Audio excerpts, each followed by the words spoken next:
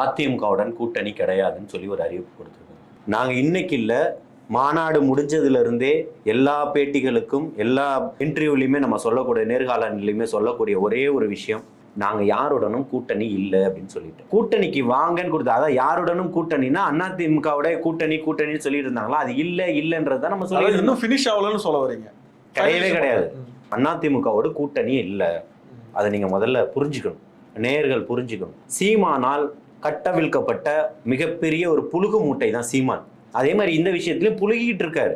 அதாவது இப்ப தான் ஒரு டைம் லைன்ல இருக்கணும் அப்படின்றதுக்காக தொடர்ச்சி அப்ப என்ன பண்ணணும், மிகப்பெரிய ஒரு வில்லனை தாக்குனாதான் தான் ஹீரோயிசத்தை வெளிப்படுத்த முடியும். இங்க மிக பிரம்மாண்டமா எழுந்து நிக்கிறாரு தாவேக்காவுடைய தலைவர்.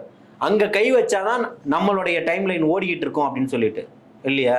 இன்னைக்கு எல்லாத்துக்குமே இடையில பூந்து பசங்க எல்லாருமே இன்னைக்கு பதிலடி கொடுக்க ஆரம்பிச்சிட்டாங்க.